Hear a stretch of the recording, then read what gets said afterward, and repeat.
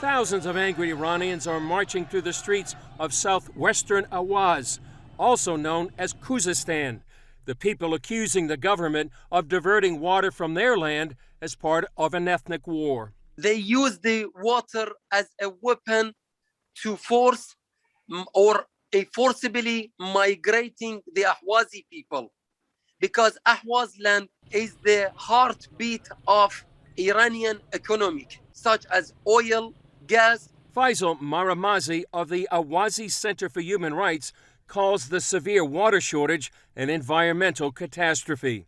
Thousands of dead fish, dry riverbeds, and devastated farmland. This shepherd says his flocks won't drink the sewage-filled water. For humans, it's a matter of life or death, as illustrated by this desperate woman drinking from a puddle. The Ahwazi woman was telling the popular committee, please don't stop coming to our village. We are dying because there is no water. Please do come regularly to us. That's the lady telling. Imagine, in 21st century, Ahwazi people are nearly going to die because of the severe water crisis. In a violent crackdown, Iranian police are firing live ammunition, killing some protesters and injuring hundreds. Still, the protests continue. Ahwazi people has nothing to lose because everything been taken from them. Outgoing President Rouhani dismissed the demonstrations. A few hundred people are not the people of Khuzestan. And others are springing up, like this in Tehran's metro, calling for the overthrow of the government and death to the dictator. U.S. Senator Marco Rubio tweeted, "The U.S. should stand in support of the protesters instead of negotiating a deal with the evil regime in Tehran."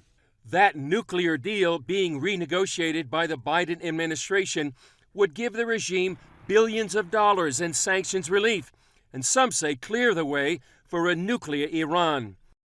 It would also enable Iran full access to the oil markets, which could increase the speed of environmental destruction in Awaz.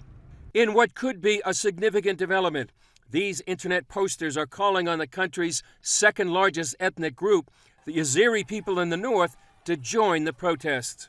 If the South Azerbaijani Turk will come to the street, everything will change in Iran and could collapse the Iranian regime in the nearest future.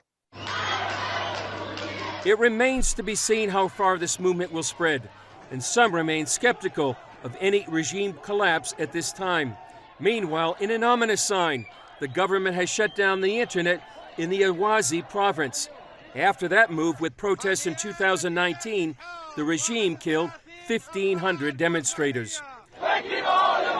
Chris Mitchell, CBN News, Jerusalem.